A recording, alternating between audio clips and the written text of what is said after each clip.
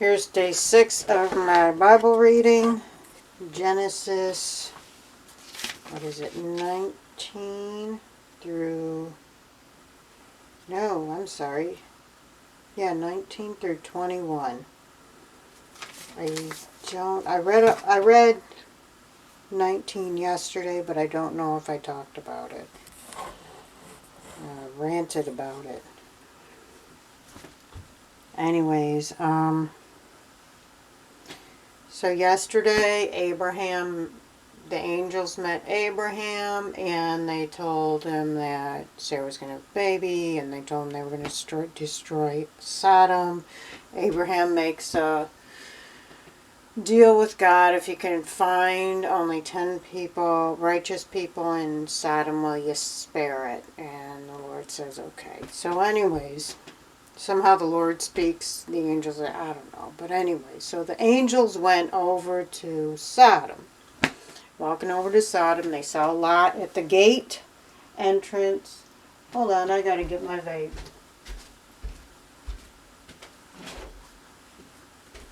Hold on. Coming back.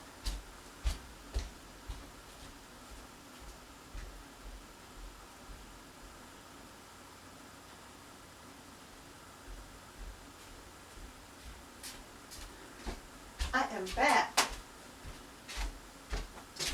Anyway, so the angels meet Lot at the gate to Sodom. Now, what is he doing over there? Doesn't he have a household to take care of, but he's standing around at the gate, right? Because that's what men get to do. While women do all the hard work, they get to sit at the gate. Oh, and women and slaves do all the hard work. They get to sit at the gate. Anyways, so the two angels meet Lot at the gate to Sodom. Lot asks the angels to come stay with him. And they said, no, we're going to sleep in the town square. And he insists. And finally the angels say, okay, we'll come over to your house. So he comes over to his house, and they eat a meal, of course, prepared by not Lot, his slaves and his wives. And they tell him, you gotta leave here, the city's gonna be destroyed. And he kind of hesitates a little bit, but, once the morning comes, apparently they slept. Once the morning comes, the angels say, you really, really need to get out of here. Oh, wait, no. Let's see. So, I don't know if it was that night, if they said it was that night or the next day. I think it was that night. The townsfolk. Now here, it's alleged that it's the men. Surround Lot's house. It was a house, not a tent. House. They surround Lot's house and say, bring these men out here so we can rape them. And Lot, the very righteous man he is, says, don't rape these strangers I just met. Rape my daughters. Here they are. Okay, so wait a minute. So this is where I have a problem. Sodom is so immoral it has not yet said what the immorality in Sodom is that is causing God to want to destroy it. I said this yesterday. I'm saying it again. It is not described in Genesis as of yet as to what this immorality is. Right? But, okay, Lot, that 2-bit whore Lot, is going to send out his daughters to be raped. And God doesn't find that immoral? Oh, right. Women are chattel.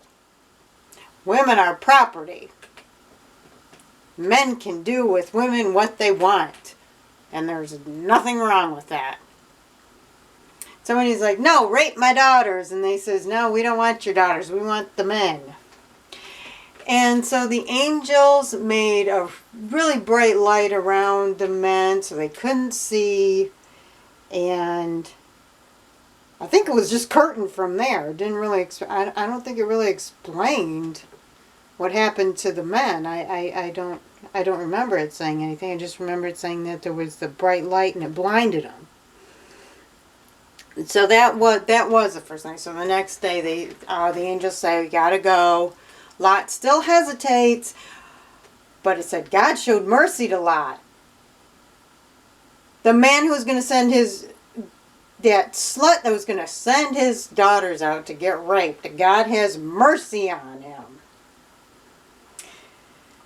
And he encourages the angels to get him out. The angels get him out.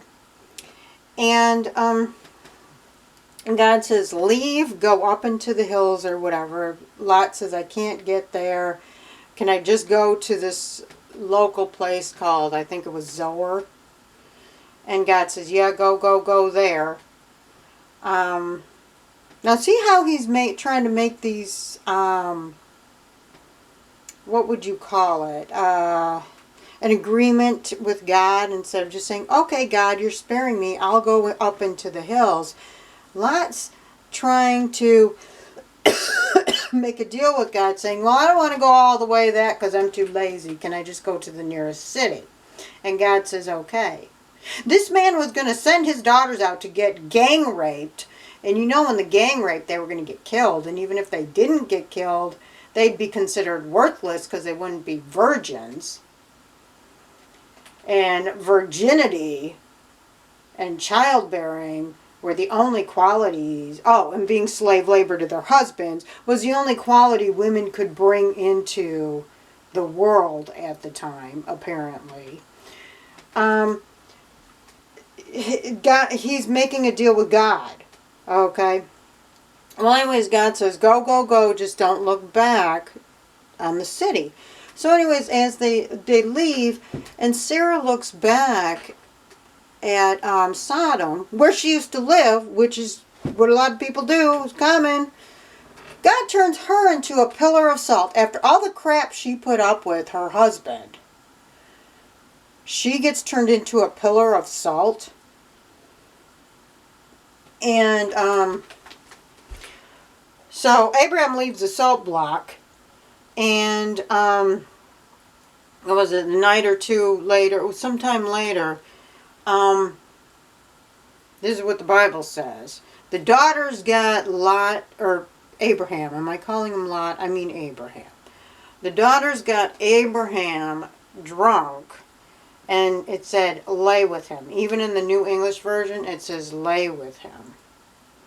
Now, this tells you right off the bat that this was a made-up story.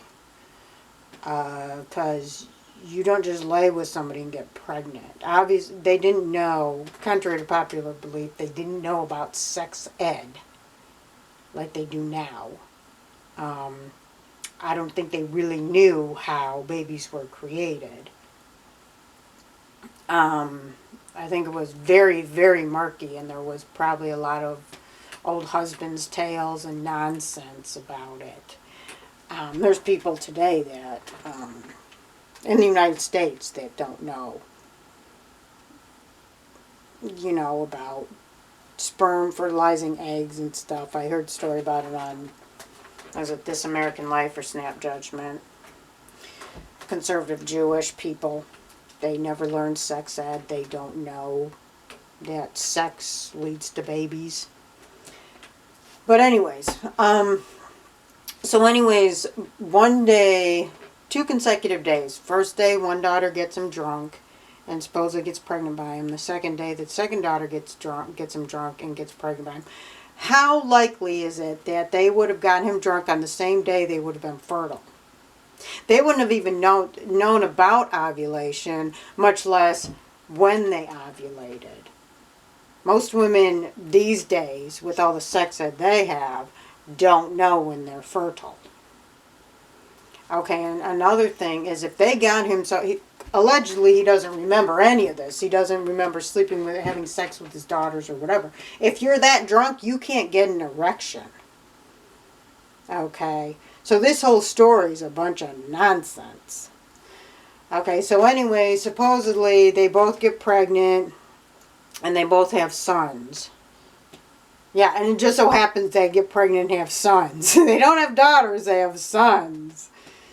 50-50 chance and both of them have sons. Wow. Okay, totally made up story here.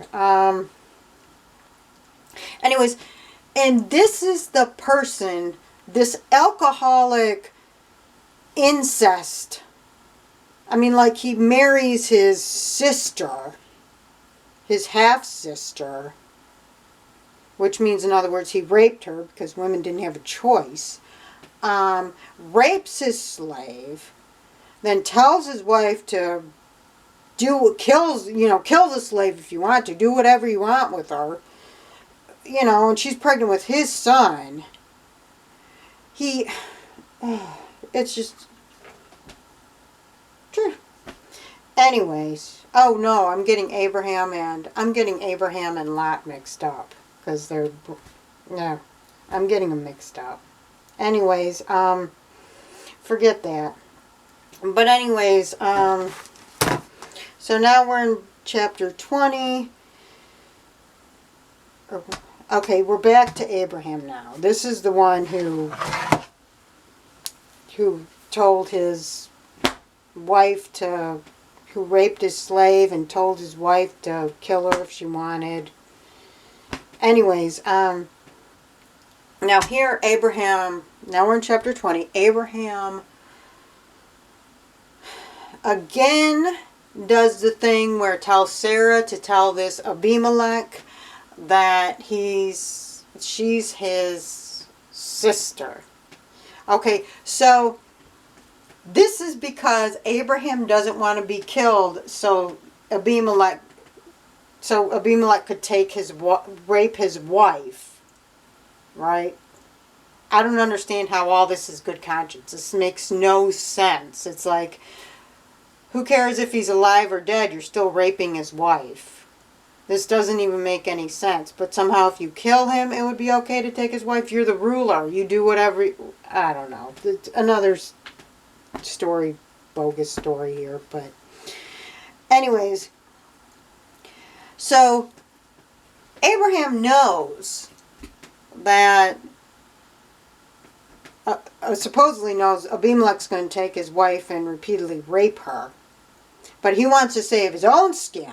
So he says, you lie so I won't die and you'll get raped for the rest of your life. But I'll be alive.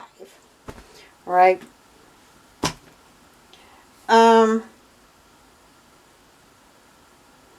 So Abimelech takes Sarah, and then God comes to Abimelech. Instead of going to Abraham and saying, you're a totally immoral 2-bit whore, God goes to Abimelech and says, Abimelech, you've done wrong because you've taken another man's wife. And Abimelech says, that's nobody's wife. And God says, it's Abraham's wife. He's like, well, Abraham told me this was his sister, and she told me she was his sister.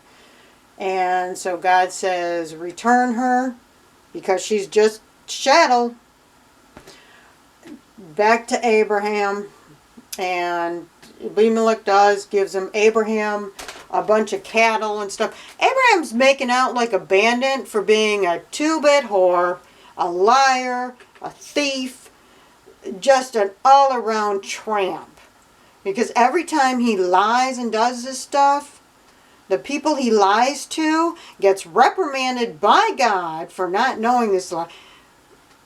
The woman is not compensated at all for the rape she has to go through and all the nonsense and being treated as property instead of a human being. She gets no compensation for this. Nothing. The fear of being raped, nothing. The women get nothing out of this, and the men get all the compensation.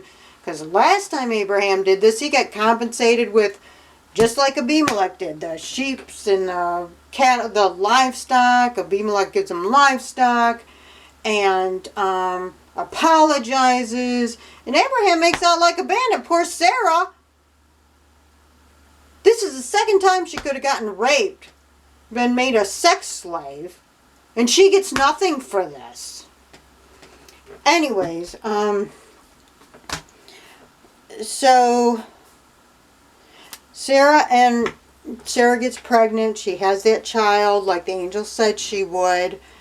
She names it Isaac. I think the angels told her to name him Isaac. But anyways, then she's still upset because Hagar's still there. And she's insisting that Abraham do something about it, even though last time Abraham told her to do whatever you want with Hagar. Now she's she's insisting that Abraham send her on her way. Abraham, the two-bit whore, does, and gives her water, gives her a flask of water and a loaf of bread, and kicks her out into the wilderness with his child. The woman he raped, he's kicking out into the wilderness. And she has his baby to take care of too. So anyways, she's out in the wilderness. She's dying of thirst and hunger. She puts a child down and she sits down next to it. And she's like, I can't take this and whatever. I can't watch him die. And the child starts whining and crying. And the Lord, instead of listening to Hagar, when Hagar was saying, we're about to die here, he hears the male child whining. Doesn't hear Hagar, because she's just chattel. But he hears the child crying. And comes and says, oh, little Ishmael, because that's his name, Ishmael, I'll save you. And he makes a well. What about Hagar? Hagar went through all this beatings and rapes and all this nonsense, being thrown out in the wilderness. What about her? God. And so he makes a well so that Hagar can get water for the child so he'll live. And at the end of the book, it was saying that Ishmael lived in the wilderness and became a great hunter, and Hagar got him a wife, chattel, got him some chattel from Egypt, and that's where it ends. Closed curtain. God's a misogynistic dickhead.